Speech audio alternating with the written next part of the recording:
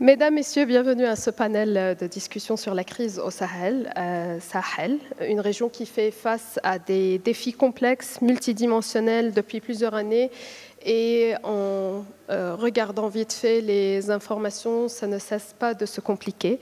Je suis Rawa Ogé, ou Rawa Ogé, journaliste et présentatrice à Al Jazeera, et j'ai l'honneur d'accueillir avec moi aujourd'hui Dr Bakary Sambé, directeur général du Timbuktu Institute qui est présent à Dakar, à Bamako et à Niamey, Dr Lassina Diara, directeur de l'Institut de recherche stratégique à l'Académie internationale de lutte contre le terrorisme au Côte d'Ivoire, qui fait partie du ministère de la Défense, et M. Wassim Nasser, journaliste à France 24, spécialiste des groupes djihadistes et chercheur principal associé au Soufan Center. Nous allons ensemble explorer l'état des lieux au Sahel maintenant, les raisons pour lesquelles la crise sécuritaire se complique de plus en plus, et les perspectives et possibles, ou espérons les recommandations qui peuvent diffuser cette crise. Nos intervenants sont experts dans leurs domaines respectifs. Ils partageront leurs analyses, leurs expériences et leurs recommandations pendant 1 heure. Et puis, on ouvrira vos interventions, vos questions pendant une demi-heure qui suit. Je commence par l'état des lieux. Je commence avec vous, Monsieur Wassim Nasser. Maintenant, la scène djihadiste au Sahel se complique de plus en plus. Il y a même des conflits entre ces groupes. Il y a de nouveaux recrutements. Il y a eu récemment de nouvelles massacres. Si vous pourriez nous décrire le schéma de ces groupes djihadistes au Sahel. Bonjour et désolé pour le retard, c'était pour la bonne cause, hein, c'était aussi pour le Sahel. Donc le schéma effectivement au Sahel a beaucoup muté dernièrement. On a deux principaux acteurs, donc évidemment l'État islamique avec sa filiale du Sahel qui est actif au Niger, au Burkina Faso et au Mali, et qui a maintenant désormais, parce que parlons des changements nouveaux, qui a désormais un quasi-corridor ouvert avec le Nigeria, donc depuis le coup d'État qui a fait chuter le président Bazoum, qui est par ailleurs, rappelons-le, toujours captif avec son épouse depuis tout ce temps. Donc la situation sécuritaire évolue de la sorte. Le conflit est bien réel entre l'État islamique et Al-Qaïda.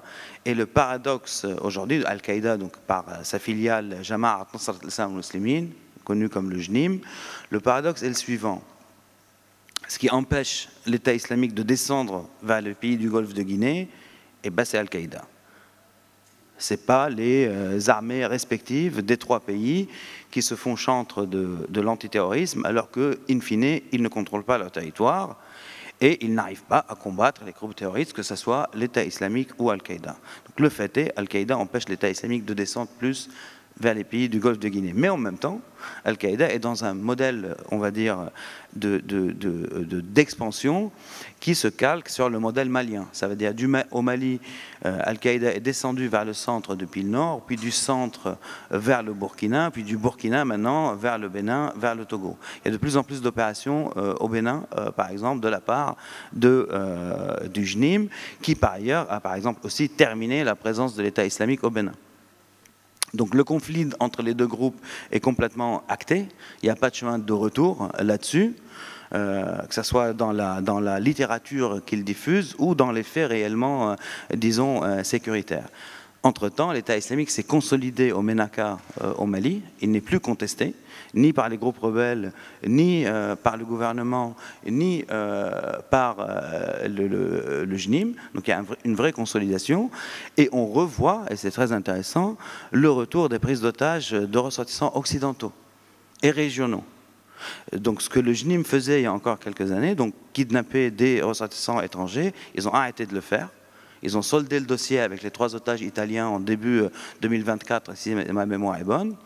Et maintenant, dès qu'il y a une prise d'otage, le JNIM est le premier à faire passer le message pour dire « c'est pas nous ». Donc ça fait partie des choses qu'ils ont arrêté de faire, hein.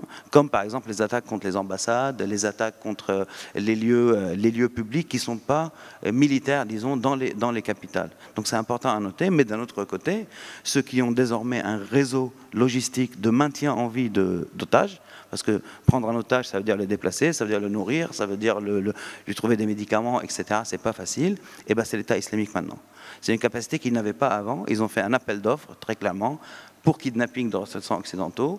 Il y a eu un Espagnol libéré depuis grâce à la faveur d'une intervention donc, des rebelles Touaregs et de l'Algérie.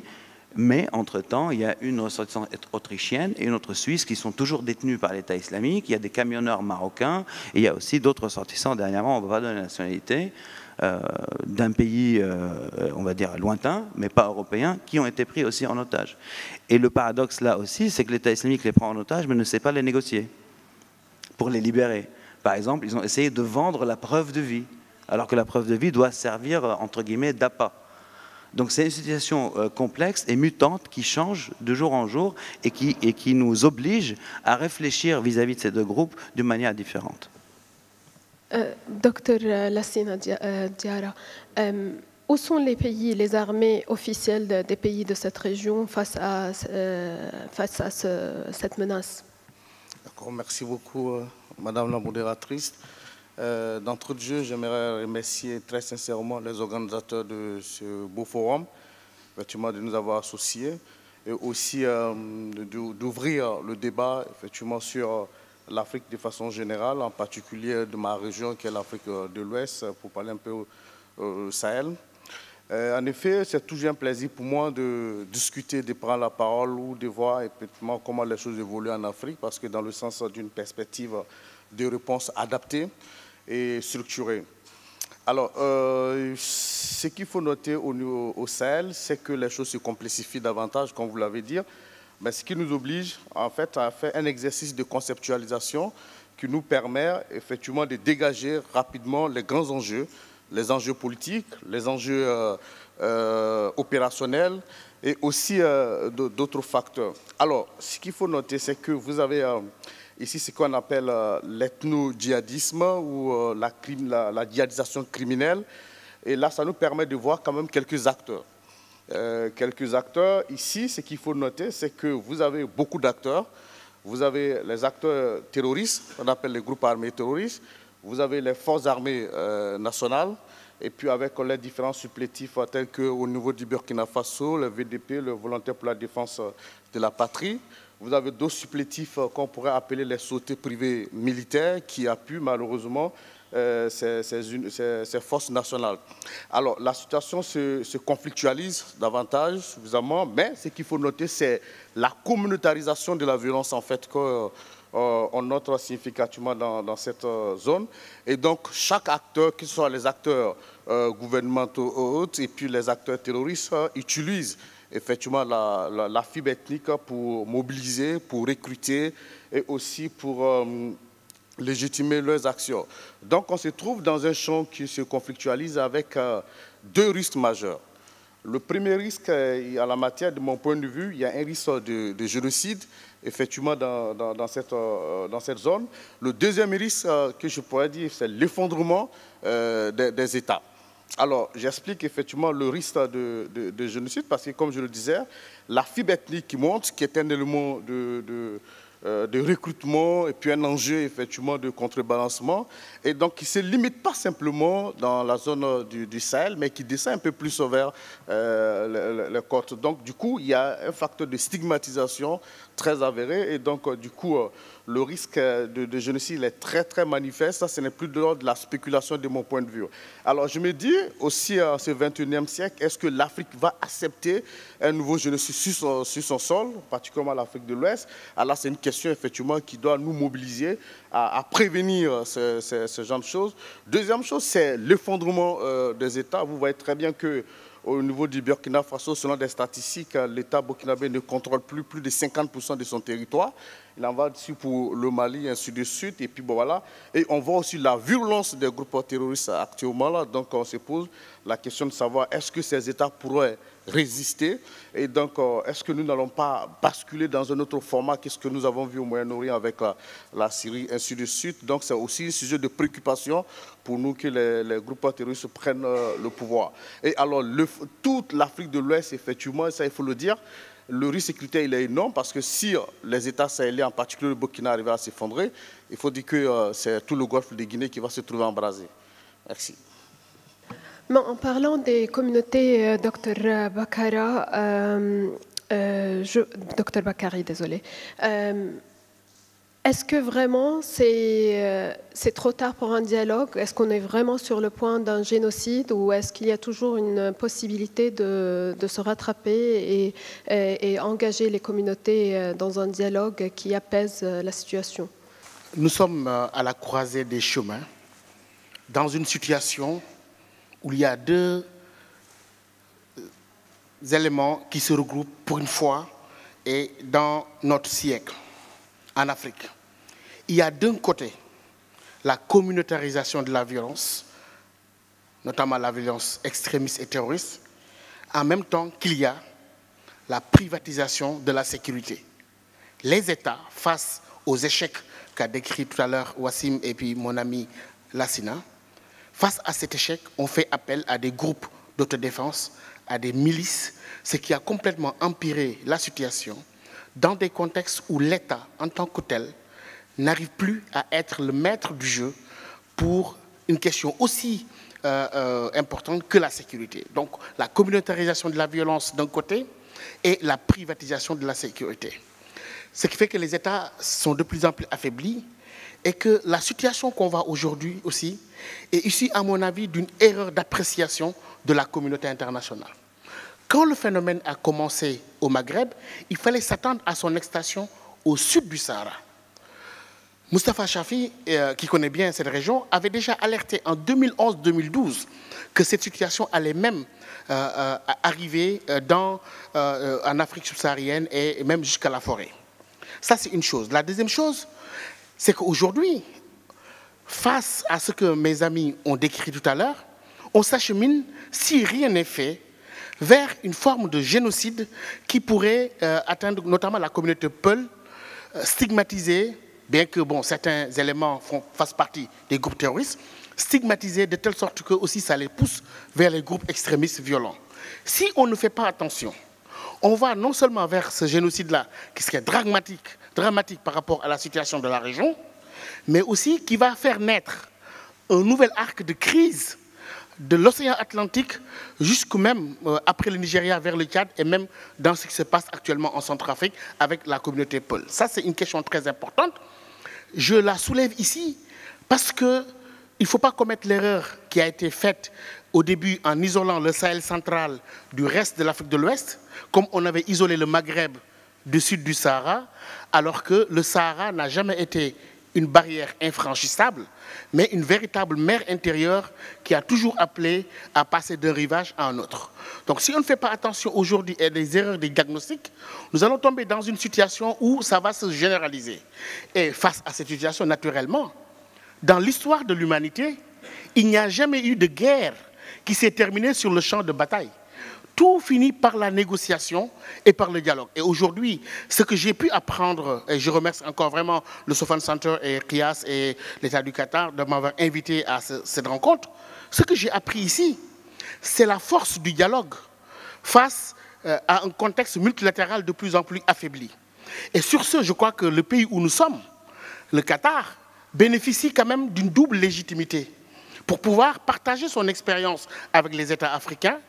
La première légitimité, c'est d'abord son expérience en Afghanistan et dans d'autres. On a vu récemment ce qui a été entrepris avec la RDC. La seconde légitimité, elle n'est pas des moindres. Cette légitimité, d'autres pays ne l'ont pas. C'est la légitimité symbolique au regard de son rôle et de sa place dans le monde musulman et le rôle qu'il joue aujourd'hui. Je pense que ce pays ne devrait pas priver les États africains de cette expérience-là. Et je pense que, aussi que si on ne fait pas attention aussi, nous sommes en train d'assister à quelque chose de dramatique. C'est-à-dire qu'aujourd'hui, avec les écoles qui ferment au nord du Burkina Faso, au Mali, etc., on est en train de voir une génération, il y aura un gap, une génération qui n'aura pas fait d'école, qui ne sera pas formée. Et c'est le lieu aussi d'appeler la communauté internationale ici à agir pour l'éducation, donner des bourses, essayer de faire de sorte que l'éducation soit sauvée. Parce qu'in fine, l'éducation est l'arme de construction massive de paix. Nous venons de pays où l'achat d'un char de combat de seconde main coûte plus cher que la construction d'une école. Donc il faut se mobiliser, comme hier d'ailleurs l'envoyé spécial du secrétaire général des Nations Unies en Afrique de l'Ouest qui est ici, a fait cet appel. Il ne faut pas négliger ce qui se passe aujourd'hui au Sahel parce que, encore une fois, il s'agit d'une question de sécurité collective. Ce qui se passe en Afrique, ce qui se passe au Sahel. S'il y a des pays qui pensent que ça ne les concerne pas, ils sont en train de faire un mauvais diagnostic. Parce que tôt ou tard, ils vont recevoir leur part de ce drame, soit par des vagues d'immigration qu'ils ne pourront plus arrêter, ou en tout cas le terrorisme qui a fait de nous une communauté internationale vulnérables. Nous sommes vulnérables au terrorisme à Tombouctou, à Gao, mais aussi à Paris, à Berlin et dans le monde, d'où le lieu d'unir nos efforts pour prévenir ce qui se dessine et qui ne sera pas du tout positif sur le continent africain. Avant de passer à ce qu'on peut faire, je veux continuer à faire le diagnostic de l'état des lieux. Wassim, en parlant de risque de l'effondrement de l'État, est-ce que c'est la faute des groupes djihadistes? Est-ce que c'est l'intention de ces groupes djihadistes? Est-ce qu'ils ont l'œil de contrôler les capitales et vraiment prendre les règnes du pouvoir comme on a vu en Afghanistan ou ailleurs? Ou est-ce que c'est vraiment la responsabilité des gouvernements eux-mêmes face à cette crise? Après, sur l'intention des groupes djihadistes, je pense que l'intention est toujours, disons, maximaliste, mais après, ce qui se passe dans les faits. Par exemple, en ce qui concerne le Mali, le groupe, donc le JNIM, Jamaat Ansar al-Muslimin, pour la première fois, ils sont arrivés à un accord avec les groupes Touareg du Nord, qui est allé un peu dans le détail, hein, ça veut dire dans l'optique d'une prise du Nord, comment les villes seraient administrées pour ne pas répéter les erreurs commises par Al-Qaïda en 2012, par exemple. Donc les discussions ont été entamées et sont allées dans le détail. Mais pourquoi?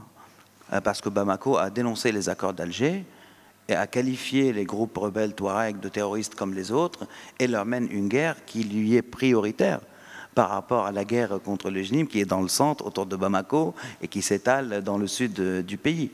Donc, ils les ont mis dans une position où ils ont été obligés de se parler et même de coordonner militairement à un certain point.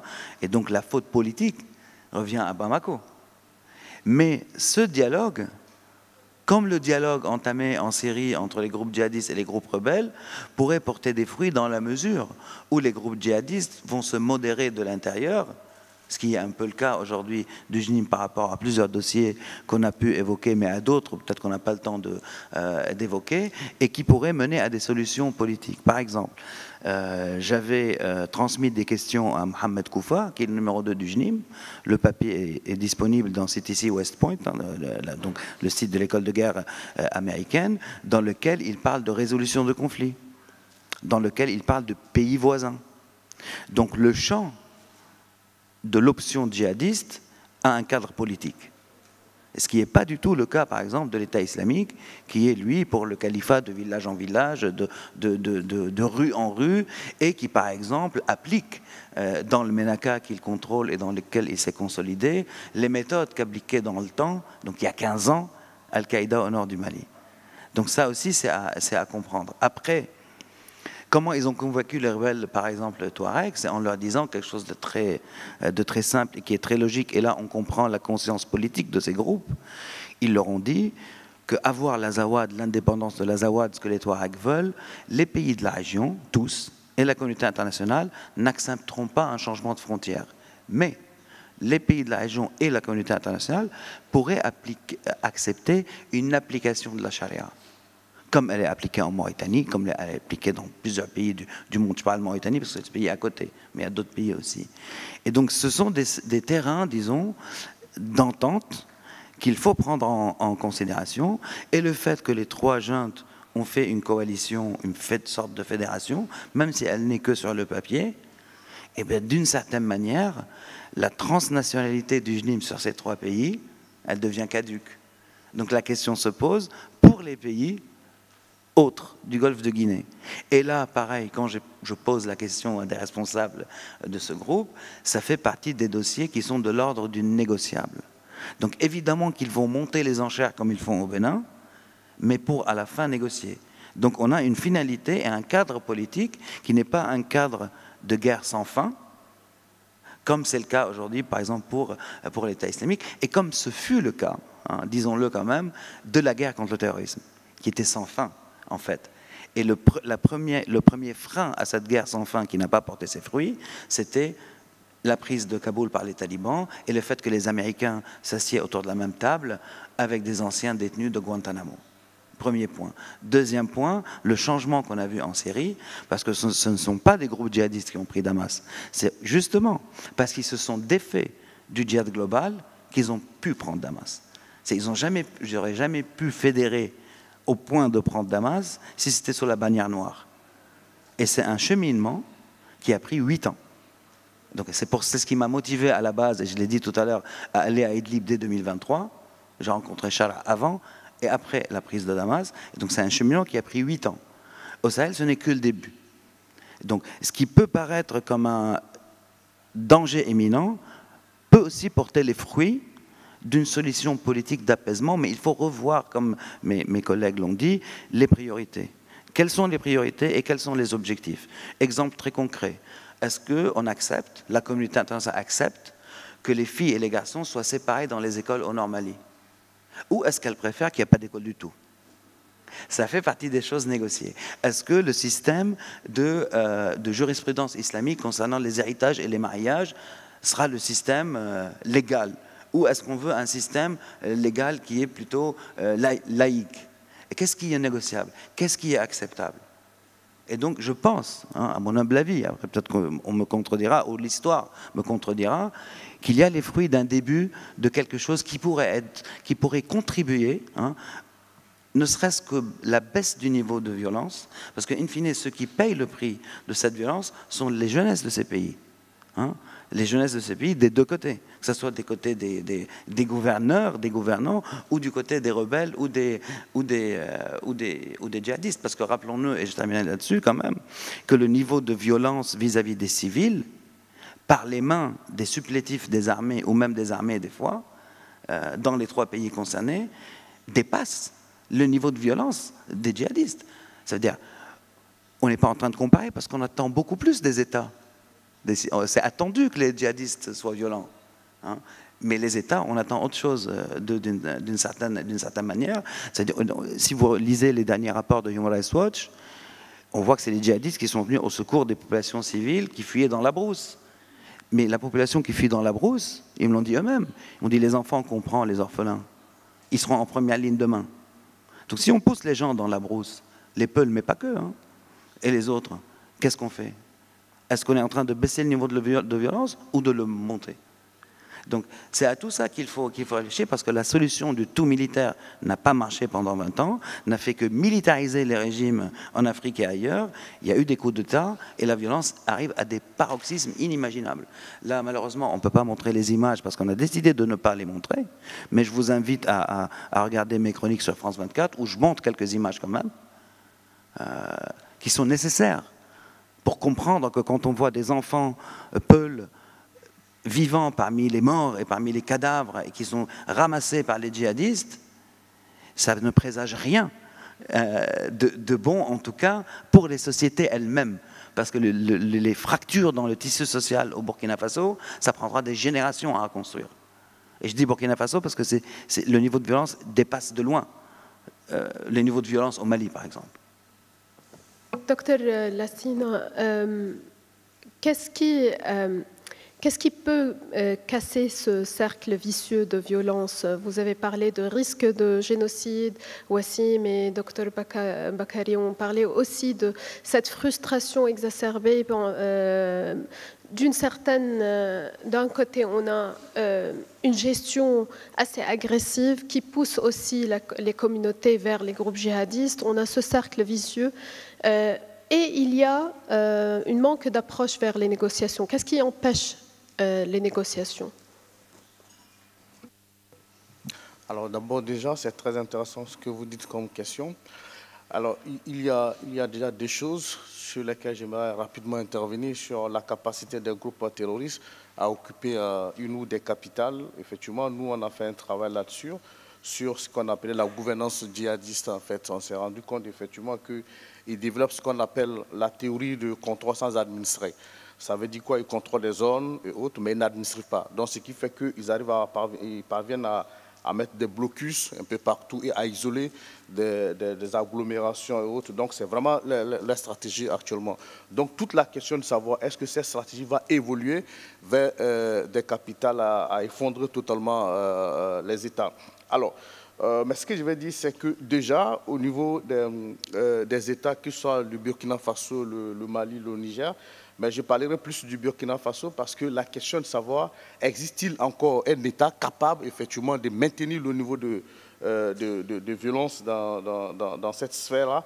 Donc la réponse à la matière, de mon point de vue, est négative parce que en fait, quand vous regardez un peu avec le niveau, la montée de violence, des tensions avec la prolifération des groupes ici et là, qui soient des groupes d'autodéfense, effectivement. Donc, on est vraiment dans un cercle vicieux extrêmement difficile. Ce qui fait qu'aujourd'hui, par exemple, au nord de la Côte d'Ivoire, qui fait frontière avec le Burkina, vous avez beaucoup de déplacés. Et ces déplacés-là, qui se catégorisent, je crois, en deux, il y a une catégorie qui fuit les violences terroristes et puis il y a une autre qui fuit les violences des VDP.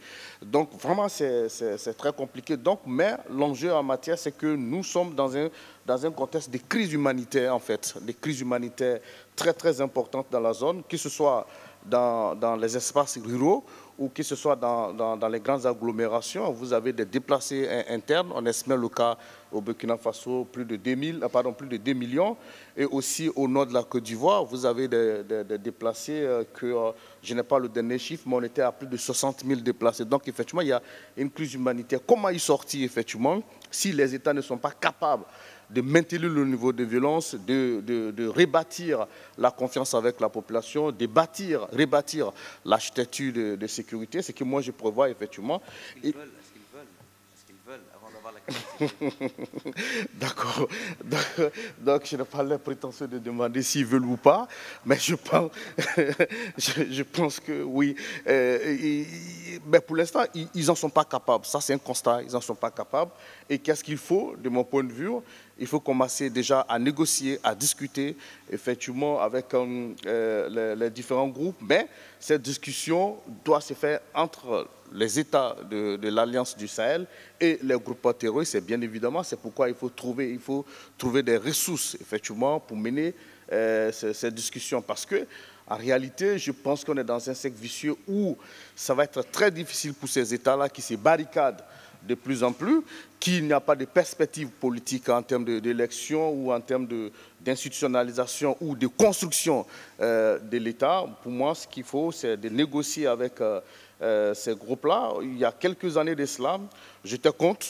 Voilà, je n'étais pas favorable à une idée de discussion, à une idée de négociation, mais l'extrême, le niveau de violence qu'on a atteint aujourd'hui, et puis aujourd'hui avec la crise humanitaire, effectivement, qui monte totalement, et puis aussi avec l'effondrement, le risque d'effondrement des États, et aussi le risque de basculement ou de contagion ou d'extension de ces violences sur l'ensemble du territoire ouest africain, nous amène effectivement à contenir, à ne pas penser qu'on pourrait séparer du Sahel des autres, du reste de l'Afrique de l'Ouest. Donc il faut quand même une mobilisation. Alors en termes de négociation maintenant, comment cette négociation va se faire? Il faut qu'elle soit incarnée par un leadership.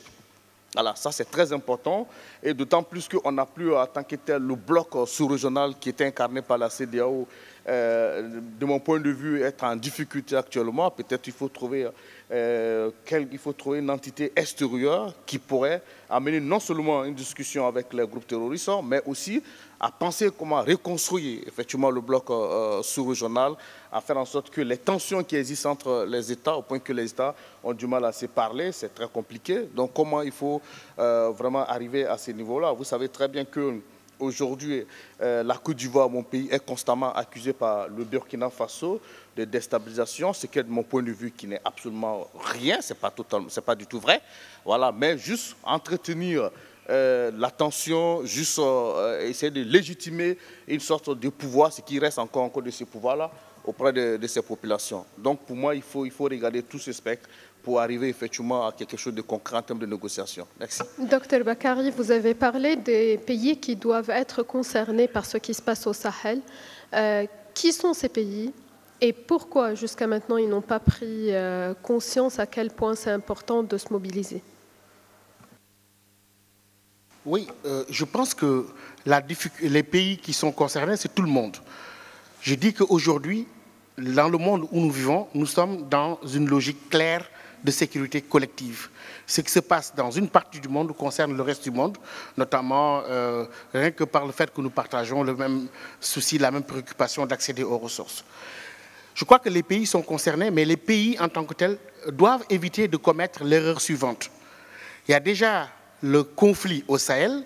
Il ne faut pas qu'on ajoute un conflit de perception du conflit entre les conceptions internationales et les perceptions locales. Il faut réduire ce gap. Mais il faut aussi, je crois, éviter l'attitude de certaines entités qui n'ont pas compris cela, au point qu'aujourd'hui, l'intervention internationale militaire s'est soldée par la situation suivante. C'est-à-dire que les pays qui sont intervenus militairement n'ont ni gagné la guerre contre les terroristes, ni la paix avec les populations locales. Pourquoi ? Parce que, justement, elles n'ont pas pu valoriser les stratégies endogènes. Il y a des choses qui se font sur le continent et il faut les appuyer d'abord. Je pense que le entry point, c'est d'abord d'appuyer ce qui se passe. UNOWAS, par exemple, a organisé en 2021 la rencontre des légitimités religieuses et traditionnelles du Sahel à Dakar pour dialoguer avec eux. Il y a des centres de recherche comme l'Académie internationale de lutte contre le terrorisme de Côte d'Ivoire avec Lassine Diarra et les autres. Il y a le centre que dirige Sédik Abba, etc. Il y a le Timbuktu Institute. Et je crois qu'il faut d'abord voir quelles synergies sont possibles dans la production de connaissances sur ces problématiques nécessaires à une compréhension commune, parce que le début de tout, c'est avoir une compréhension commune de cela. Et je crois qu'aujourd'hui, le Qatar, comme j'ai dit tout à l'heure, avec son rôle éminent, sur deux leviers. Le premier levier que j'ai cité, c'est quand même son levier diplomatique et son soft power reconnu à travers le monde, mais aussi sa légitimité symbolique sur le continent africain et sur cette problématique, notamment la problématique du dialogue, etc., avec ces institutions comme le Doha Institute for Graduate State, etc., qui ont préparé tout un ensemble de documents stratégiques pour ce qui s'est passé en Afghanistan. Et je crois que c'est dans la synergie avec les institutions locales existantes, renforcer leurs capacités. Le CAERT fait un travail très important. Donc il faut pas réinventer la roue, mais commencer par appuyer ce qu'il y a. UNOWAS, CAERT, les instituts de recherche, ALCT, Timbuktu Institute, et l'institut que dirige Sédik Abba et d'autres, et tant d'autres, et le travail que fait Wassim Nasr, qui est un excellent expert, qui peut être le link quand même avec des centres comme le Sofan Center, etc. Et je crois qu'à partir de là, nous allons réussir à pouvoir prouver devant cette partie de la communauté internationale qui est encore réticente que le dialogue est nécessaire. La France a parlé aux Corses. L'Espagne a parlé à ETA. En Afghanistan, on a fini par parler aux talibans. Et je crois que nous devons prendre connaissance que nous ne pouvons pas vaincre ce fléau par les armes. Un fusil n'a jamais tué une idéologie. Et cela demande une construction, surtout face à cet impératif sur l'éducation. On aura au Sahel prochainement une génération, toute une génération, qui a été privée d'école au nord du Burkina Faso ou au Mali, et qui va être une génération illettrée. Et cela est inadmissible dans le monde où nous sommes. On parle d'intelligence artificielle. Il faut que tout cela puisse mettre fin à la bêtise humaine et qu'on arrive à une situation de plaidoyer qu'on pourrait faire de manière conjointe, lutter contre ce fléau par ce que nos amis mauritaniens ont appelé à l'époque muharabat al-fikr bil-fikr, mais que je trouve très pertinent. Mais en tout cas, il faut d'abord la valorisation des stratégies endogènes. L'Afrique aussi n'est pas dénuée de stratégies. L'appui aux organisations qui font quelque chose, éviter le gap entre les conceptions internationales qu'on peut avoir sur le conflit et les perceptions locales, et aller vers ce dialogue-là qui, à mon avis, s'impose comme une nécessité aujourd'hui stratégique dans le monde où nous vivons. Wassim, ce gap entre la perception internationale de comment ce conflit peut se résoudre et la perception locale, comment on peut vraiment rapprocher les points de vue et pourquoi le point de vue international n'a pas appris des leçons des 20 dernières années partout dans le monde? Parce qu'en fait, à mon humble avis, encore une fois, les préoccupations occidentales, donc ce qui est rentré de l'ordre du contre-terrorisme, ont primé sur tout. Et moi, j'ai appelé ça, j'ai qualifié ça de quelque chose de stratégiquement aveuglant. Donc les pays occidentaux ne voyaient que ça. Toute leur politique, qui se déclinait pas qu'en Afrique, hein, par ailleurs dans le monde aussi, c'était contre-terrorisme en premier lieu. Et donc ça a eu un effet néfaste. Parce que, pour parler de l'Afrique et des 3 pays du Sahel concernés, ça a fait que ça a militarisé les pouvoirs en place, renforcé des unités plus que d'autres, ce qui a mené à des coups d'État. Et entre-temps, l'antiterrorisme est devenu une manne financière pour les États en question et une source de bénéfices. Donc rentrer dans la danse du contre-terrorisme était devenu quelque chose de financièrement intéressant et quelque chose aussi qui justifiait d'une certaine manière tous les écarts en droits de l'homme, etc., etc. Et donc les freins que les pays occidentaux ont mis concernant droits de l'homme, engagement dans droit de la guerre, etc., et bien tous les freins ont sauté du moment où il y a eu les coups d'État. Ça ne veut pas dire qu'il n'y a pas eu d'effractions avant. Il y en a eu, mais elles étaient limitées. Dans une guerre, il y a des effractions, toujours. Sauf que maintenant, c'est devenu la norme.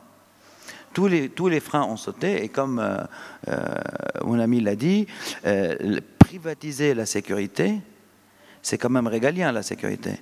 Donc si la sécurité échappe à l'État, tout le reste échappera à l'État. Et c'est effectivement le cas. Je donne un exemple. Au Burkina, il y a un parquet antiterroriste. Le pays, à 60%, on va dire, pour ne pas dire contrôlé, connaît une activité terroriste. Il n'y a pas plus de 3 instructions terroristes à Ouaga. Où sont les autres? Donc ça veut dire tuer de manière extrajudiciaire, ça veut dire exaction, etc. Et même les juges, quand ça arrive entre leurs mains, il n'y a pas de matière sur place. Et là, c'est un exemple parmi tant d'autres. Et donc, là, pour revenir à la question, la communauté internationale, le choix militaire, il aurait pu être couplé d'un choix judiciaire. Renforcer la coopération judiciaire, donner plus de moyens en ce qui concerne les enquêtes, etc., etc. Mais le fléau qui n'est pas celui aussi que de ces pays, mais c'est un fléau mondial, il y a aussi le fléau de la corruption. Donc du moment où l'antiterrorisme est devenu une manne, ça a amené son lot de corruption avec. Donc tout le système est à repenser. Et encore une fois, on n'invente pas la roue, hein. Il faut revenir au process de contre-insurrection. C'est tout. Ça veut dire que le terrorisme n'est pas une fin en soi. Ce n'est pas un projet politique, le terrorisme. Hein. Le terrorisme est un moyen mis au profit d'un objectif politique. Donc on ne combat pas le terrorisme comme si on combat les casseroles, quoi. Ça n'a pas de sens. On combat une idée, on combat un projet politique, on combat un adversaire, une autre armée. Donc déjà comprendre ça et revenir à ce qui est logique, ça veut dire de la contre-insurrection. Qui comprend, comme on l'a dit, donc évidemment la force militaire, mais aussi la négociation. Qui dit négociation ne dit pas soumission. Hein. Ça peut négocier, ça peut échouer. Au Mali, tous les jours, il y a des négociations. Tous les jours. Donc Mohamed Koufa, numéro 2 du JNIM, après le Eid, il a négocié directement avec les autorités de Bamako, à Mopti, après avoir fait une grande réunion dans une autre région avec tous les chefs djihadistes du JNIM dans la zone et avec Al-Rabbas Agintala, qui est un chef d'une importante faction Touareg. Donc discuter avec les gens, ça ne veut pas dire que tout le monde est d'accord. Parce qu'Al-Rabbas, par exemple, il est intermédiaire. Donc il négocie du côté des rebelles avec les djihadistes. Il est dans son rôle. Et donc il faut trouver des mécanismes qui sortent la dynamique du tout militaire. Et que la communauté internationale accepte cela. C'est ce qui a été accordé au président Bazoum n'a pas été accordé à Ibeka à l'époque. Il faut que tout le monde accepte que la négociation fait partie du jeu parce que c'est une carte pour trouver des moyens de résoudre le problème.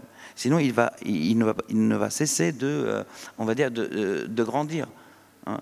Et du moment où la communauté internationale accepte cela et donne les mécanismes qui permettent cela, on pourrait arriver à des solutions. Mais c'est la première brique. Ça veut dire, regardez ce qui se passe en Syrie. Il y a eu des levées partielles des sanctions. Mais pour que ça marche, pour que cet exemple soit, comme je dis, le blueprint ou l'exemple pour d'autres endroits, il faut que ça fonctionne. Il faut que les recrues dans les rangs des groupes djihadistes les plus durs, comme l'État islamique, ou moindres, comme Al-Qaïda ou autres, trouvent qu'engager la communauté internationale, se désengager du terrorisme international, apporte des bénéfices. Pour qui? Pour leur communauté. Parce que le projet, c'est quoi? C'est leur communauté aussi.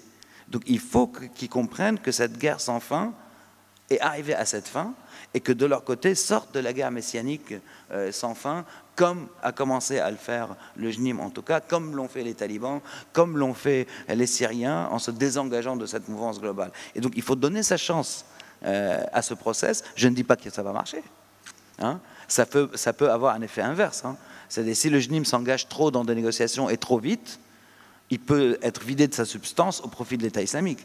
Donc tout ça doit être fait doucement. C'est-à-dire, on ne peut pas dire au JNIM, il faut faire une déclaration publique, je me désengage d'Al-Qaïda avant de s'asseoir avec toi. Non, parlons et donnons-lui les moyens de se désengager. Ahmad Shara en Syrie, il a eu les moyens de se désengager. Ça a pris 8 ans. Et si la communauté internationale ne lui a pas tendu la main, même si c'est à moitié aujourd'hui, ces recrues les plus dures auraient pris le dessus. Et donc on est exactement dans cette configuration.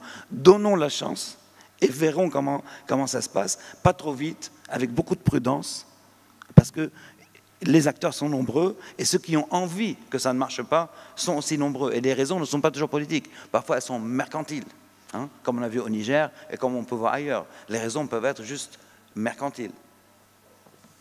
Dr Lassina, vous êtes d'accord avec cette approche proposée par Wassim, ou vous avez une autre recommandation, peut-être une priorité différente? Oui, en effet, parce que nous avons parlé effectivement de la négociation, la discussion avec tous les acteurs. Je crois que c'est un point sur lequel nous sommes tous d'accord. Mais après, nous avons dressé significativement le tableau du Sahel et de la région. Mais moi, ce que je vais dire, c'est que comment y sortir et surtout comment prévenir de nouveaux foyers de conflits et autres. Ça aussi, c'est un enjeu principal pour moi, et que j'estime qu'effectivement, nous devrons réfléchir à cela, parce qu'on connaît déjà presque, de mon point de vue, les manifestations, les acteurs de ces différentes conflictualités et autres. Mais la prévention, elle aussi, est un élément essentiel pour moi. C'est pourquoi, bien évidemment, je pense aussi que le Qatar, qui a une longue expérience en termes de négociation, de dénouement des crises, peut aussi effectivement s'orienter vers aussi la prévention des crises. Et effectivement, si ça concerne l'Afrique de façon spécifique, il y a des leviers importants sur lesquels on peut déjà jouer. Il y a des leviers institutionnels, il y a des leviers que j'appelais peut-être de la société civile et autres, effectivement, qui peuvent être des portes d'entrée à la matière, parce qu'en fait, ce sont des crises, lorsque nous regardons un peu le Sahel, à moins de 20 ans, le Sahel est totalement dans une situation extrêmement compliquée au point qu'on en discute aujourd'hui, et que cette crise s'étend effectivement vers d'autres régions et qui inquiète effectivement. Donc il faut commencer à prévenir effectivement dans la progression de ces différentes crises. C'est pourquoi effectivement j'ai parlé de la prévention. Alors sur certains leviers ou certaines institutions effectivement, en Afrique sur lesquels, effectivement, le Qatar peut essayer de regarder en termes de prévention. Je ne peux pas de l'Académie internationale de lutte contre le terrorisme qui est en Côte d'Ivoire. Alors, à la matière, c'est que nous avons un certain nombre de directions, effectivement, qui travaillent sur la prévention. Et nous avons organisé des séminaires avec des imams, de leur donner des rudiments pour pouvoir déconstruire les narratifs et les idéologies extrêmement peut-être extrémistes et autres. Et donc, ce sont autant de choses parce que pour nous, c'est extrêmement important qu'on essaie, parce qu'en fait, aussi, on ne peut pas tuer.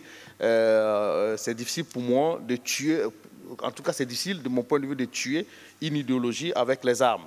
L'idéologie se tue par des contes narratifs en quelque sorte. Voilà. Donc ça nous permet de se mettre dans la dynamique de prévention, effectivement, parce que quand on regarde un peu comment ça se recrute en fait, il y a un recrutement au Sahel, ça on est tous d'accord, et puis il y a un recrutement aussi dans d'autres espaces hors du Sahel, le golfe de Guinée.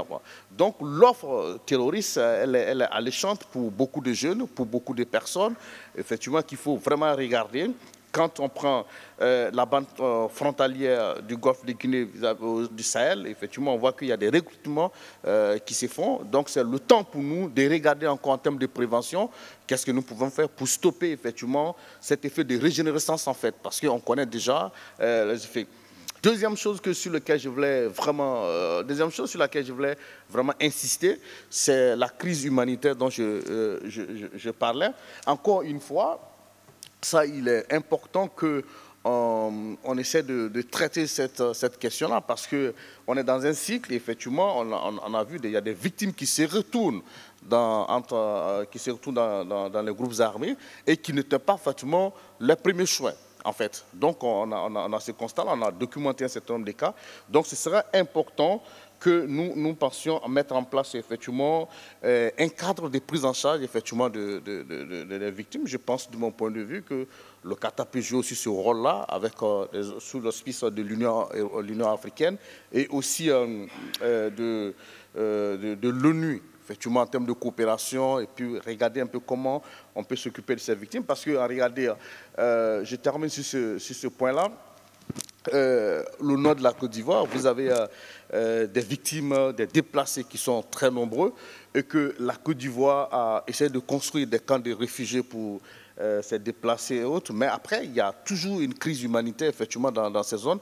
Comment il faut soutenir ces États-là qui accueillent sur les territoires, sur les sols, des déplacés, en tout cas de ces victimes-là. Ça aussi, c'est très important en termes de prévention et empêcher effectivement que des individus regagnent encore des groupes terroristes et qu'on sera dans un cercle vicieux. On va discuter effectivement en train de chercher des solutions et qu'on n'en trouve pas parce que chaque solution que nous voulons mettre en place crée d'autres éléments. Donc, c'est important.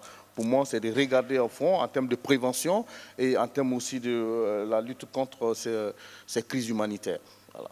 Docteur Bakary, de votre point de vue, quelles sont les démarches les plus urgentes à entreprendre et par qui? Je pense que nous sommes à la croisée des chemins. À un moment où il y a une forme de disjonction entre les acteurs. CEDEAO, AOS, la communauté internationale et les gouvernements locaux. Et dans tout cela, il faut, je crois, un nouveau souffle. Ce nouveau souffle pourrait être incarné par des pays comme le Qatar et en s'appuyant naturellement sur les organisations existantes, ce nouveau souffle sur le dialogue. Parce que ce nouveau souffle est utile aujourd'hui, parce que nous sommes arrivés à un moment de crispation entre l'intervention occidentale qui ne marche plus, les gouvernements locaux aussi qui n'arrivent plus à contrôler la sécurité, des communautés stigmatisées qui risquent de créer un nouvel arc de crise de l'Atlantique jusqu'au Soudan si on fait attention à ce qui peut se produire en tant qu'une connexion des zones d'instabilité. Donc, dans ce contexte-là, il faudrait, à mon avis, donner ce nouveau souffle-là. Et le choix est très clair. Nous avons un choix décisif à faire. Soit on continue dans cette logique et on sera dans une logique d'intervention interminable, soit l'intervention, puis l'intervention et l'intervention, soit la prévention qui à mon avis, pourrait permettre de s'attaquer aux causes structurelles de ces crises-là et de ces conflits-là. Et c'est là, comme l'a dit Lassina, la question de la prévention, dans toute la prévention primaire, secondaire et tertiaire, y compris même la réintégration, mais aussi cette négociation, ce dialogue qu'il faut stimuler, au moins pour que de nouvelles perspectives puissent se dessiner. Sinon, nous serons dans ce cercle vicieux et dans une crise interminable qui ne fera l'affaire de personne, ni des pays du Sahel qui sont les premiers concernés, ni de l'Afrique dans son ensemble, mais aussi pour la stabilité au niveau international. Wassim, tout ce que vous êtes en train de proposer nécessite beaucoup de maturité politique. Est-ce que les dirigeants politiques qui sont en train de gérer cette crise ont ce qu'il faut vraiment pour avancer et résoudre ce problème? Après, il faut voir qu'on est dans une période de changement géopolitique majeur. Donc, ce qui crée des opportunités, en fin de compte. Beaucoup ont dit, par exemple, que donc les armées françaises devaient quitter le Mali en 2014, après l'opération qu'ils ont fait, après avoir repoussé les djihadistes des villes dans le nord, et qu'une fois cette mission finie, il fallait que les Français partent. Théoriquement, oui.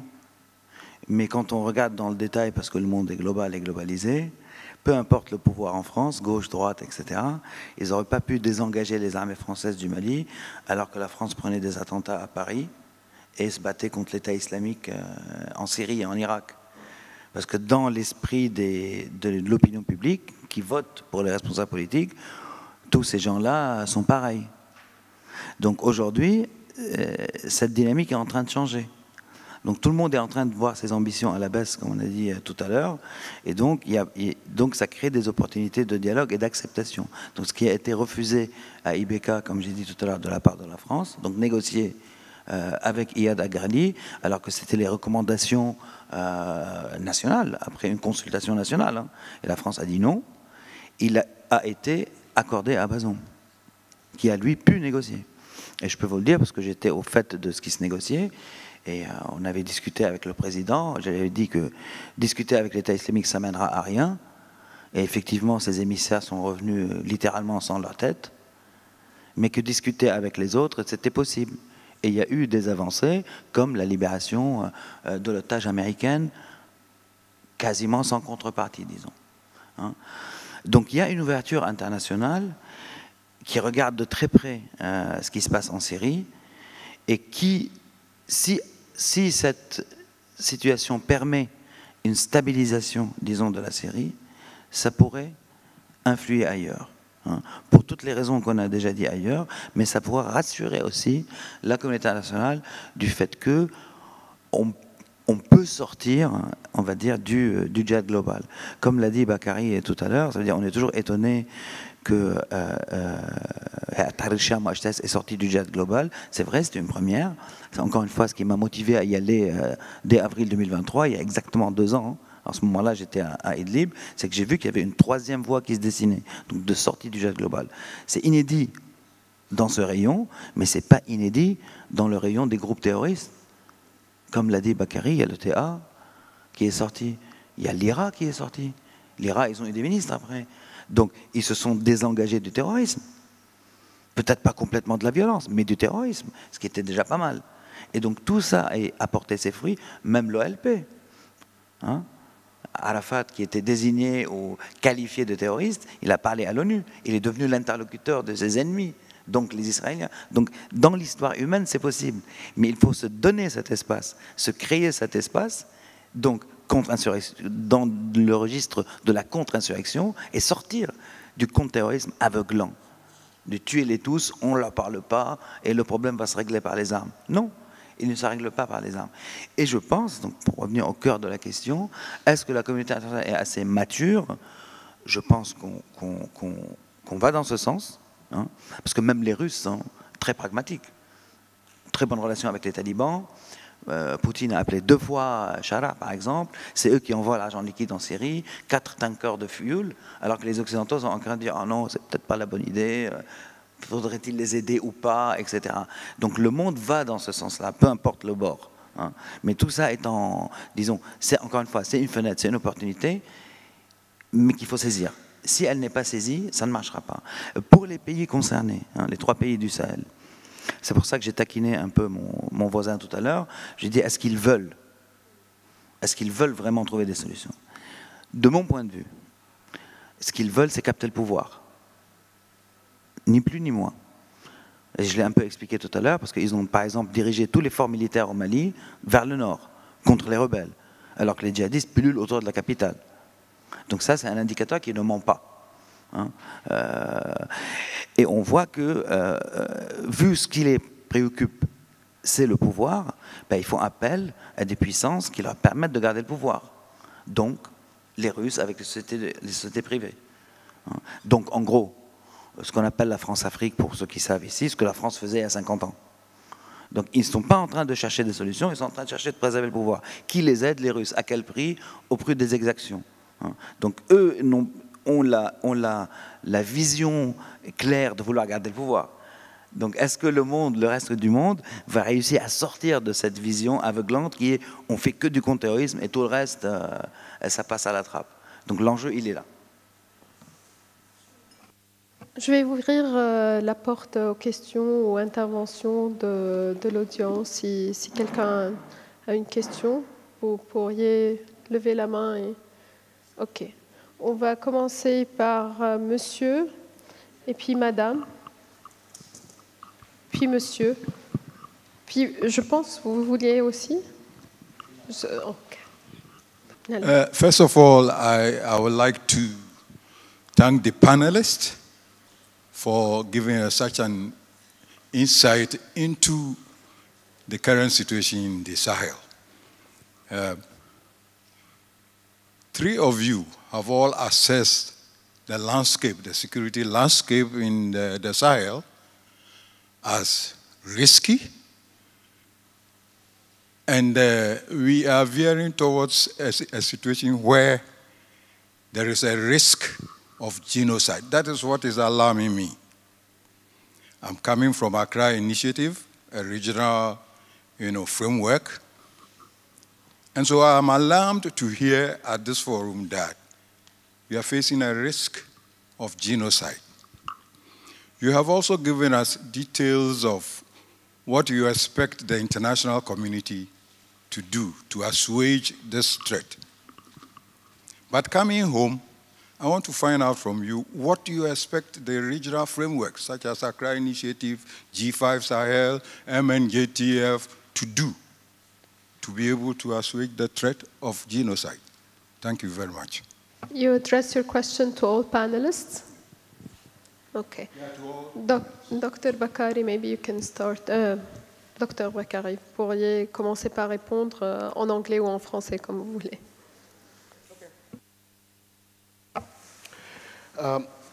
I think that this fear of being in a situation which we have to face a kind of general genocide from the Atlantic Ocean to Chad, it is real. In each country, in central Mali, for example, in Burkina Faso, in northern Burkina Faso, if you are also even in Ghana, you have this Fulani problem. And you have the Fulani problem also in northern Togo, in eastern Senegal, but a little bit. And even in Chad, even in Nigeria. What we generally call pastoralism crisis, the conflict between the herders and the farmers. Sometimes I think that there is a kind of shyness in our communication. We want to remain in a taboo without naming exactly the situation ongoing in these countries. So I think that, yes, we need synergy between all regional actors. UNOWAS is here. ECOWAS is weakening, but UNOWAS, fortunately, UNOWAS is here. UNOWAS is the kind of organization where you can talk to the IS guys and in ECOWAS for now, and African Union also. And I think that we have to address this issue very seriously if you don't want to see this this extending to other countries. And in the meantime, if you have this double movement between the communalization of the violence and the privatization of security, and if our countries like Burkina Faso and Mali, where you have more and more some VDP voluntaries to fight terrorism, more and more we'll see this phenomenon increasing, and it will be too late. It's time to act now and to take the courage to name exactly these things in the real name. It is a risk of genocide instead of talking about, yes, pastoralism, everything. We have to take our responsibility, a historical responsibility to take and to face this phenomenon, but together. Thank you. Dr. Lassina and then Wassim. Alors, merci au général, effectivement. En fait, pour moi, on a dit que le risque de génocide, il est vraiment réel. Mais pour moi, déjà, il parle de ce que j'appelle la construction sociale et la perception. Dans beaucoup d'États, vous avez des constructions sociales locales, bien évidemment, qui excluent de facto certaines communautés, en tout cas en ce qui concerne certains droits, notamment le droit foncier, ainsi de suite. Bakary évoquait la question du pastoralisme et tout. Et vous avez la perception, effectivement, que certaines communautés nationales ont d'autres communautés. Alors, c'est là que se manifeste, effectivement, déjà préparer la psychologie à une violence contre une ou des communautés déjà. Voilà, c'est là la construction sociale qui débute. Donc, du coup, les États, malheureusement, n'ont pas réussi à répondre effectivement à cette question-là jusqu'à ce que survienne effectivement la question du terrorisme avec sa généralisation sur l'ensemble de ces périmètres ouest africains et qu'aujourd'hui, on a une autre perception sur des communautés qui s'engagent effectivement dans ces violences extrémistes. Alors, pourquoi ? Parce que quand vous prenez, par exemple, le Burkina Faso, quels sont le Burkina Faso, je crois bien que la communauté Peul est la deuxième communauté la plus importante après celle de Moussi. Et comment cette communauté était vue, c'est-à-dire la perception, vous avez de cette communauté. Alors, il y a une anecdote qui se raconte que lorsqu'un camion qui arrive devant un poste de contrôle, on estime l'argent qui est là, que ce soit un policier ou militaire ou gendarme, demande à l'apprenti chauffeur, combien de personnes avez-vous dans le véhicule? Et l'apprenti répond, nous sommes 10, mais plus un pelou, mais plus deux pelous. Vous voyez déjà le niveau de stigmatisation effectivement qui avait été déjà fait, parce que dans ces communautés-là, il fallait en fait, dans la conscience collective de certaines personnes, ou de certaines communautés, il fallait exclure d'autres du débat politique, du débat, je vais dire, social et des avantages sociaux, ainsi de suite. Voilà. Donc tout ça a commencé là et que d'autres communautés qui se sentaient déjà ostracisées ont rejoint les groupes terroristes en fait. Donc du coup, la perception a gagné suffisamment d'espace et a gagné effectivement de la conscience, dans la conscience collective. Donc on se trouve dans ces cadres-là où il y a très peu de solutions à la matière de mon point de vue. Qu'est-ce qu'il faut faire? Est-ce qu'il faut reconstruire effectivement les États sur cette base ou qu'est-ce qu'il faut faire pour changer la perception, effectivement? Donc ça aussi, ce sont des enjeux, ce sont des questions que nous posons en termes dans la recherche et autres pour pouvoir proposer des solutions concrètes aux populations, aux États. En tout état de cause, est-ce que cette question peut être résolue dans un cadre régional ou c'est dans un cadre bilatéral ou dans un cadre national? Ça aussi, c'est un enjeu de question, effectivement. De mon point de vue, déjà, il faut cumuler les deux. C'est-à-dire qu'un cadre national et un cadre régional. Alors, déjà au plan national, les États doivent comprendre effectivement qu'il n'y a pas question d'exclure une communauté nationale, quelqu'un comme ça. Il faut rassembler tout le monde et puis il faut construire effectivement ce qu'on appelle la veille citoyenne impliquant tout le monde dans la gestion de l'État et sans aucune exclusion. Ça, c'est très, très important. Ce qui fait qu'aujourd'hui, vous avez dans certains pays déjà, il y a l'exclusion en termes de compétition politique, en termes de compétition sociale, en termes de compétition économique, tout ça. Il faut vraiment lutter contre toutes ces variables-là. Maintenant, au plan régional, qu'est-ce qui est devenu notre instrument d'intégration qui est la CEDEAO? Ça, c'est une question très importante. Est-ce que la CEDEAO sera prête à porter ces dossiers-là et à sonner déjà la lampe sur un éventuel vraiment un cas de génocide qui se déroule malheureusement dans son espace territorial. Oui, effectivement, la CEDEAO a toute la légitimité de porter ces débats-là, mais tout va dépendre du paramètre, du levier sur lequel, effectivement, la CEDEAO va jouer. Mais en tout cas de cause, c'est que la question, elle est présente, il faut la traiter significativement, sinon, malheureusement, l'Afrique va vivre un deuxième génocide sur son territoire. Merci. Bon, moi, je ne vais pas être long, juste une chose à dire, et ce qui m'a été répété hier aussi par des autorités ici, c'est qu'il faut trouver des mécanismes qui garantissent la possibilité d'ouvrir des discussions. Un vrai mécanisme, des vrais mécanismes pour prendre langue avec ces gens-là et qu'ils soient protégés. Celui qui décide de parler avec eux soit protégé à tous les niveaux. Donc créer des mécanismes, des cadres pour pouvoir entamer une discussion. Moi, je parle de moi, je parle avec ces gens, c'est vrai, mais je suis protégé par ma carte de presse française, qui a un système donc légal très protecteur. Donc il faut trouver les mêmes mécanismes dans la sous-région, dans ces pays-là, pour les gens qui veulent travailler ces sujets, qui veulent négocier avec les djihadistes, qui soient légalement protégés et qu'il y ait une garantie au niveau des pays, mais au niveau de la région, et des garanties internationales qui permettent de prendre langue avec ces gens, comme le CICR prend langue, comme les ONG prennent langue, même si dans les 3 pays du Sahel, les ONG et le CICR ont de plus en plus de mal à travailler, et les journalistes sont emprisonnés et disparaissent. Donc je pense qu'il est temps de protéger, ne serait-ce que le fait de pouvoir entamer des discussions, pour qu'on puisse construire quelque chose. Merci. La dame, oui. Et puis monsieur. Voilà. Super. Je remercie sincèrement tout le panel pour une discussion très très intéressante et aussi pour le petit bonheur du matin d'avoir enfin un panel en français ici. J'ai une petite question spécifique pour Wassim au niveau de l'état des lieux et une question plus, disons, générale pour quiconque veut l'adresser. Le JNIM et Africa Corps. Quel est un peu l'état des lieux, comment est-ce que les liens sont en train de se tisser, quels sont peut-être les trends qu'on doit regarder, les tendances à regarder voilà, par rapport à tout ça. Et une question plus philosophique qui est avec, disons, les coups d'État, l'instabilité, etc., quel rôle peut avoir un processus de réforme vers plus de redevabilité au niveau de la justice pour les citoyens du Sahel? Okay. Plus philosophique. Je vais répondre à la première partie. En ce qui concerne l'Africa Corps, c'est en fait, c'est Wagner, blanc, bonnet, bonnet blanc, changement de commandement,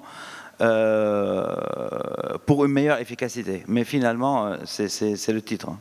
Mais finalement, ça les lie encore plus à l'état-major russe, et que pour le moment, on ne les a pas vus monter des opérations importantes. Pour le moment. Ça veut dire la dernière opération d'importance de Wagner pour le coup s'est faite vers la frontière algérienne.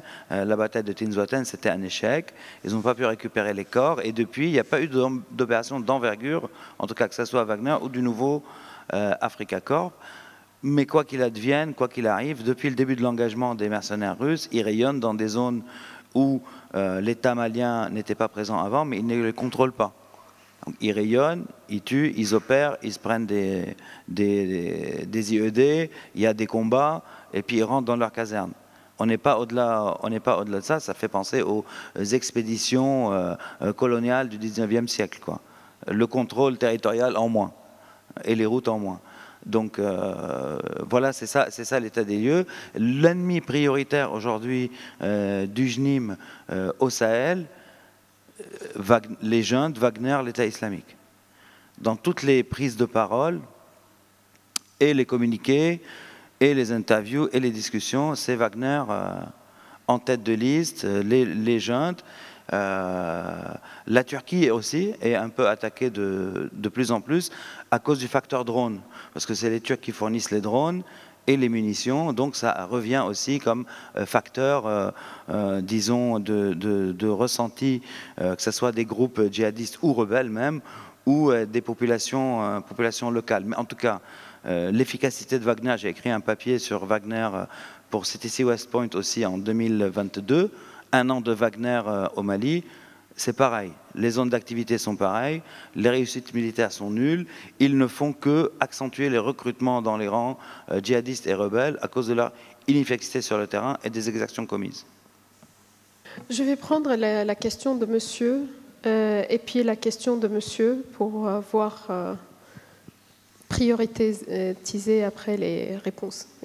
Merci beaucoup, Rawa. Est-ce qu'il est possible de formuler une intervention, pas sous forme de question, mais sous forme de commentaire? Vous m'autorisez? Oui, oui, bien sûr. Merci beaucoup. Merci. Alors, nous avons parlé de risque de génocide.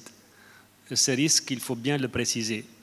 Il y a celui que font encourir les forces régulières et les milices de défense aux populations peules, mais il y a un autre risque de génocide qui n'est pas encore assez discuté, c'est celui que provoquerait l'entrée en scène de l'État islamique contre les chrétiens et les animistes africains. Ça, c'est quelque chose qui est documenté par des incidents, des massacres ciblés qui ont eu lieu notamment au Niger et au Burkina Faso. Maintenant, la chance que nous avons, c'est que le groupe de soutien à l'islam et aux musulmans, donc cette émanation d'Al-Qaïda en Afrique, est ouverte à la discussion, comme l'a souligné tantôt Wassim Nasr. Et c'est une chance qu'il faut saisir maintenant.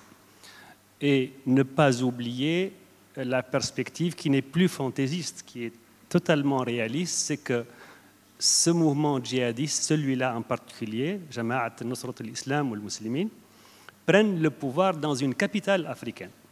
En l'occurrence, dans l'un des pays, des 3 pays de l'AES. Et probablement, il y a une discussion. Est-ce que c'est Bamako qui tombera plus vite que Ouagadougou ou non? Et puis la situation n'est pas meilleure non plus à Niamey. Donc,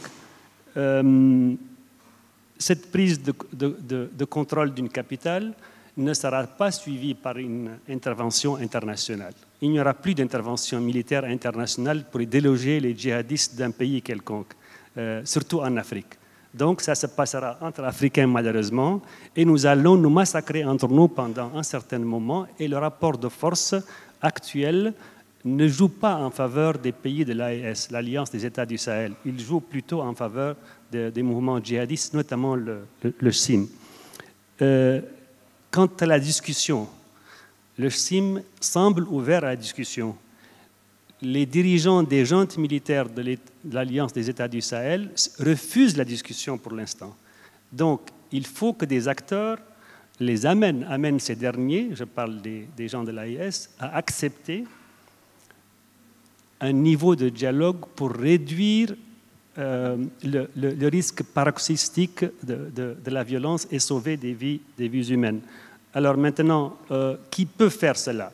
Il y a l'expérience fabuleuse, très riche du Qatar en la matière, et il y a la possibilité pour le Qatar d'approcher l'Union africaine dans ce sens-là. Et là, il y a une perspective intéressante, d'autant plus que les événements s'accélèrent. Donc, vous suivez sans doute les derniers échos des attaques. Ça avance très, très vite. Et si les États du Sahel s'effondrent, c'est tout le golfe de Guinée qui risque de s'effondrer avec. Et ici, on aimerait faire une proposition à Soufan Center. La proposition est la suivante, c'est de nous aider, nous, Sahéliens, Africains, qui sommes là, à monter un petit groupe, même informel, de prévention du génocide au Sahel. Ça, c'est une proposition importante pour nous. Et à l'adresse des organisateurs de ce fabuleux forum, Global Security Forum, nous leur demandons, s'il vous plaît, nous sommes beaucoup de francophones à venir ici, et souvent, il n'y a pas de traduction en français, s'il vous plaît. Enfin, et là je vais conclure, c'est de rappeler que nous, Africains, nous vivions entre nous dans notre diversité culturelle et religieuse. Nous étions des chrétiens, des animistes, des musulmans. Nous vivions en paix et nous avions de belles perspectives de vivre ensemble. Tous nos problèmes ont commencé depuis 40 ans avec l'exportation de cette idéologie salafiste. qui a détruit nos sociétés, qui a détruit notre diversité culturelle. Et l'origine de tous nos problèmes prennent leurs racines dans cette exportation d'une idéologie qui est complètement étrangère à l'Afrique. Merci. Merci. Est-ce qu'on peut passer le micro pour monsieur au devant et pendant ce temps, on prend l'intervention de monsieur. Alors, merci madame. Je voudrais d'abord remercier les panélistes pour la qualité de leur intervention. Et j'ai 2 points et puis une question. Le premier point, c'est ce qui porte sur les négociations. En réalité, chacun des 3 pays a essayé des négociations. Le Mali avait fait des assises nationales et l'ancien président Diokoundé Traoré a été mandaté pour prendre langue avec les djihadistes, comme l'imam Diko aussi a été mandaté, mais cette expérience n'a pas prospéré. Et le Burkina Faso, sous Damiba, avait entamé des négociations et les négociations n'ont pas prospéré là aussi et elles ont été abandonnées avec le changement de régime lorsque Ibrahim Traoré est arrivé. Au Niger, le président Bazoum a essayé des négociations, il y a eu des libérations et ça a été abandonné. Je crois que la malchance que nous avons aujourd'hui, c'est que les militaires sont dans l'illusion qu'ils peuvent remporter la bataille contre les groupes djihadistes par la force armée. Pour eux, le plus important, c'est d'acheter des drones à la Turquie, d'acheter des armes à la Russie, parce qu'ils sont dans cette illusion que la force armée va permettre de remporter, d'écraser les djihadistes. Et ça, c'est ça, je crois, notre malchance au Sahel dans le contexte d'aujourd'hui. Il faut donc que des acteurs extérieurs comme la Turquie nous aident à convaincre les militaires que la solution militaire ne va pas prospérer. Ça amène au deuxième point, qui est le point qui concerne tout ce qui est aspect non militaire qu'on n'a pas privilégié. Lorsqu'on prend la question du chômage des jeunes, ça c'est un problème important.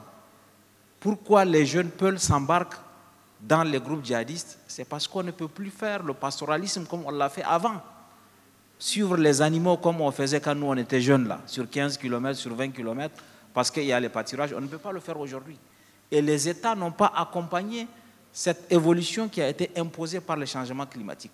Donc il faut qu'on revoie aussi tous ces aspects non militaires. Aujourd'hui, quand on regarde la question des dépenses militaires, elles ont augmenté de 127% en 10 ans. Un pays comme le Mali consacre 27% de ses recettes fiscales aux dépenses de sécurité et aux dépenses militaires sans aucun résultat. Donc il faut revoir le paradigme. Il faut intégrer la dimension changement climatique dans la solution qu'on voudrait apporter. Il faut intégrer la question du chômage des jeunes. Donc tous ces aspects non militaires-là, il faut qu'on les intègre et qu'on les associe avec la négociation que nous pouvons avoir avec l'aide des amis, des pays comme le Qatar qui peuvent nous aider. Et pour moi, la négociation n'a pas besoin du feu vert de la communauté internationale. C'est une question souveraine. Le Niger peut décider de négocier avec les djihadistes, peu importe ce que pense la France ou les États-Unis. Il faut que nous ayons conscience nous-mêmes que nous ne pouvons pas emporter cette victoire par la force. Et que puisque aujourd'hui les djihadistes, ce sont nos frères, ce sont même nos voisins, ce sont nos camarades de classe, etc. Donc il faut qu'on intègre que ces gens-là, on ne peut résoudre la question avec eux que par la discussion. Et le Qatar, des pays comme le Qatar peuvent nous aider. Le dernier point sur lequel je termine, c'est la question qui a été abordée par Nassim, qui est la discussion aujourd'hui entre le FLA, le Front de libération de l'Azawad, et le JNIM. Je crois que les événements en Syrie ont accéléré ce rapprochement. Et moi, je me demande si le point sur la charia, s'ils sont d'accord sur ça, est-ce que ça va être suffisant pour qu'ils se mettent d'accord pour prendre Bamako? Je sais que Nassim n'a pas la solution, mais je pense que la charia seule ne va pas suffire à les fédérer. Et moi, je suis plutôt pessimiste sur la capacité à s'entendre parce qu'il y a eu une entente avant l'intervention française. Quand le nord du Mali était occupé, les groupes djihadistes et les irrédentistes ont combattu côte à côte dans les mêmes unités. Et puis après, les agendas ont divergé, ils se sont séparés. Est-ce que, cher Nassim, puisque les agendas ne sont pas les mêmes, il y a une possibilité qu'ils se mettent d'accord pour prendre Bamako dans les prochains mois. Merci beaucoup. Je vais répondre de manière assez courte. Déjà, le JNIM d'aujourd'hui, ce n'est pas ACMI d'hier. Donc, ils ont appris de leurs erreurs, entre guillemets. Je vous invite à lire mes écrits là-dessus. Comment ils évoluent, en tout cas. Deuxièmement, c'est vrai que la charia c'est pas l'alpha et l'oméga pour prendre Bamako, mais c'était un point de friction très important. Surtout entre la faction, pour ceux qui savent, MNLA et le JNIM. Donc ça, c'est un obstacle qui a été dépassé d'un côté. Et d'un autre côté, comme j'ai dit tout à l'heure, le fait de dire que les Peuls ne vont pas se battre pour l'indépendance d'Azawad et il n'y aura pas d'indépendance d'Azawad parce que la communauté régionale et internationale ne l'acceptera pas, entendons-nous sur ce qui est possible, donc la charia, pour impliquer les Peuls, peut-être pour une éventuelle chute de Bamako. C'est ça la logique.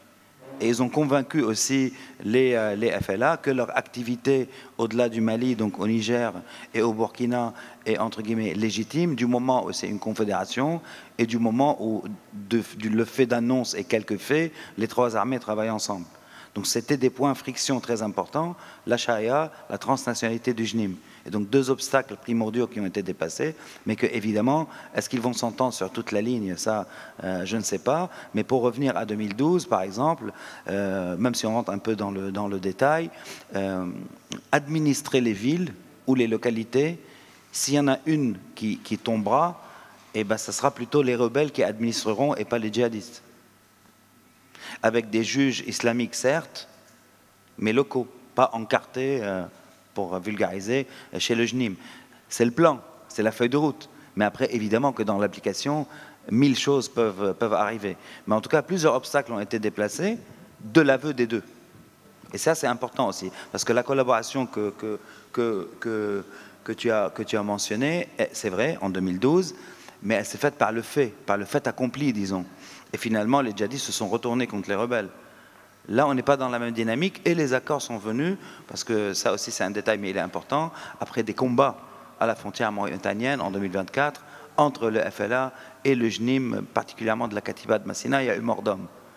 Donc tout ça vient dans une continuité, mais que, encore une fois, évidemment, une fois le fer tape le fer, tous les plans peuvent changer. Mais en tout cas, des vrais obstacles ont été dépassés pour essayer d'arriver à une solution, parce que l'un et l'autre seuls n'arriveraient pas à une solution.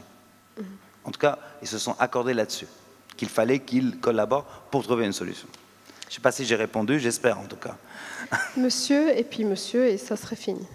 Je suis Moustapha Chafi de Mauritanie. En fait, je veux juste apporter des précisions par rapport, par exemple, au génocide, qui a été les risques de génocide. Pour moi, à ce stade, on ne doit plus parler de risque. Le génocide a commencé. La réalité, aujourd'hui, sur le terrain, nous faisons face à un génocide. Les images circulent. Les images des soldats qui massacrent des populations, qui les découpent et qui mangent la chair humaine. Tout le monde a vu ces images, tu as vu ces images, que ce soit au Burkina Faso, que ce soit au Mali. Et aujourd'hui, nous faisons face à un génocide des enfants tués sur le dos de leur mère. Des femmes mortes, assassinées. Les enfants qui sont en train de téter le sein de leur mère morte. Ce sont des signes du génocide. Quand on voit ce qui s'est passé au Rwanda, le début du génocide au Rwanda, nous vivons la même chose aujourd'hui au Sahel. C'est une réalité. On ne peut pas dire qu'il y a un risque. Non, le génocide a commencé. Perpétré, vous parlez de VDP, le génocide est perpétré par l'armée, par les armées, les VDP et les Russes. Wagner, Ils massacrent des villages entiers. Ils brûlent des villages. Ils tuent les animaux. Ils ne laissent même pas les animaux. C'est une réalité. Ça, c'est le premier point que je voulais évoquer, le génocide. Par rapport aux négociations, nous avons entrepris une démarche en 2012 pour les négociations. J'ai personnellement rencontré Iyad Agali en 2012. Aujourd'hui, le chef du JNIM, c'est Iyad. Tout le monde le sait. C'est lui qui contrôle la situation, que ce soit au Mali, au Burkina Faso ou au Niger. En 2012, j'avais convié Iyad aux négociations. À l'époque, il dirigeait en Sardine, avant la création du JNIM. Iyad était d'accord. Il avait envoyé une délégation à la tête de laquelle il y avait Al-Abbas Agintala et Cheikh Hawsan, feu Cheikh Hawsan. Et lors de notre discussion, Iyad et moi, j'ai dit à Iyad, écoute Iyad, je souhaite que tu nous aides à aboutir à trouver une solution. Iyad m'a dit, écoute, je suis prêt à vous aider. Je suis partant. Mais il y a un seul point sur lequel je ne peux pas vous aider. Huwa hudud Allah, sharia. Je lui ai dit, bon, écoute, Iyad, moi je suis musulman, je ne peux pas dire que je suis contre la charia. En Mauritanie, on applique la charia. L'Afghanistan est occupé par les Américains. La constitution afghane parle de la charia. J'ai banalisé la charia pour qu'on puisse aboutir. Il était prêt.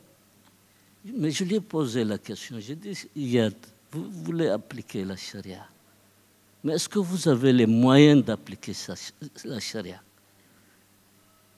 Il me dit, non, nous n'avons pas les moyens d'appliquer la charia. Nous avons pris les armes pour faire le djihad. Mais les chefs religieux ne nous ont pas accompagnés. Aujourd'hui, nous souhaitons rencontrer ces chefs religieux. Et il m'a posé la question de savoir si je connaissais Mohamed El-Hassan Ould-Dadou, un chef religieux mauritanien connu. Je lui ai dit, oui, je connais. Excusez-moi, je serai un peu... Excusez-moi. Je lui ai dit, oui, je connais Mohamed El-Hassan. Il m'a dit, bon, écoute, moi, je te fais une proposition. Nous sommes prêts à discuter avec les chefs religieux. S'ils viennent, ils parviennent à nous convaincre religieusement. Non, nous ne discutons pas avec les politiques, m'a-t-il dit. Nous souhaitons discuter avec les religieux. Parce que nous combattons pour la charia. Mais seuls les religieux peuvent nous convaincre. S'ils parviennent à nous convaincre, nous sommes prêts à renoncer au combat. Iyad me l'avait dit, c'est pas, Yassine, tu as suivi malheureusement à l'époque,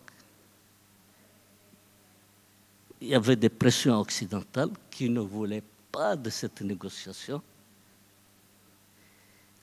Aujourd'hui, le seul pays qui a pu assurer sa sécurité, c'est la Mauritanie. Il faut le souligner. Pourquoi la Mauritanie a assuré sa sécurité? La Mauritanie a connu des attentats terroristes.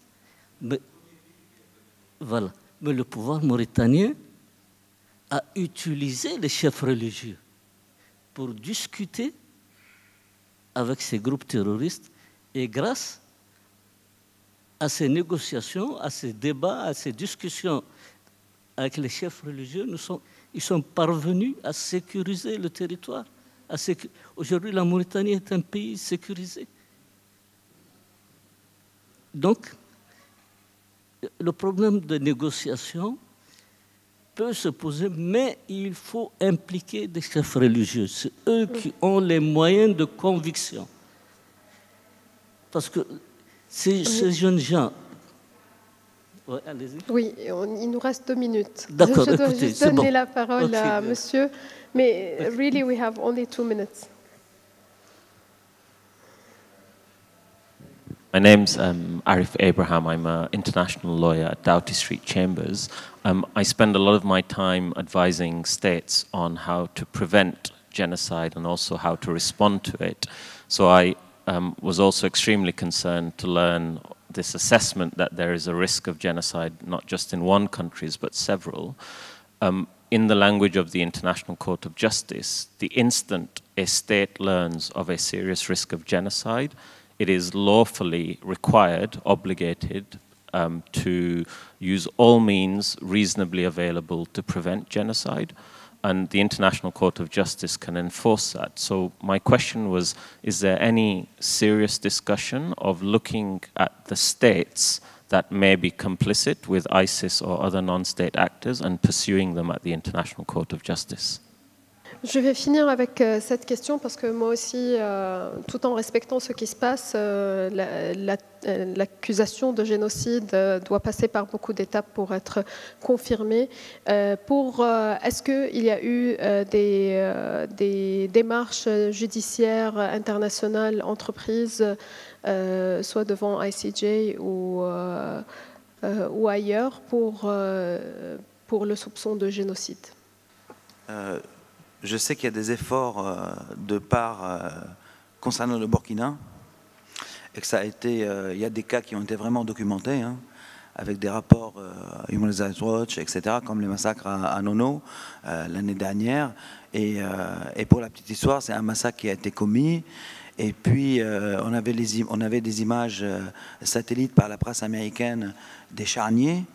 Et des documentations par Human Rights Watch de qui a commis le massacre, donc les VDP. Et ce qui manquait, c'est les images des cadavres avant l'enterrement. Et paradoxalement, c'est le JNIM qui a fourni les images des cadavres avant l'enterrement. Et donc là, il y a une vraie case, comme on dit, complète, quoi, où il y a tous les éléments. Mais je sais qu'il y a des personnes, donc des Burkinabés, qui ont ça en charge. On ne va pas rentrer dans les noms parce que l'affaire, je ne sais pas où elle en est maintenant. Mais il y a un effort via la CPI que je sache, hein, mais je ne sais pas à quel stade on est. Pour les autres pays, je ne sais pas. Docteur Bakari ou Docteur Lassina, vous avez des informations dessus? Un mot, un dernier mot. Oui, actuellement, c'est vrai qu'il y a des mouvements de la société civile qui s'organisent, notamment ceux qui vivent à l'étranger, pour documenter cela. Il y a des initiatives aussi. Tout cela nous amène à ce que je disais tout à l'heure. Il faut certes l'apport d'acteurs externes qui peuvent impulser une nouvelle dynamique de dialogue et de discussion en Afrique, mais s'appuyant aussi sur l'existant et les réalités locales. C'est nos amis arabes qui disent bien « Ahl Makka adra bi shi'abiha ». Et à partir de là, il faut, je pense, une co-construction des solutions pour mieux les documenter, avoir un plaidoyer beaucoup plus efficace pour engager le plus grand nombre d'acteurs au plan international. Merci. Merci beaucoup. Wassim Nasser, journaliste à France 24 et chercheur principal associé au Soufan Center.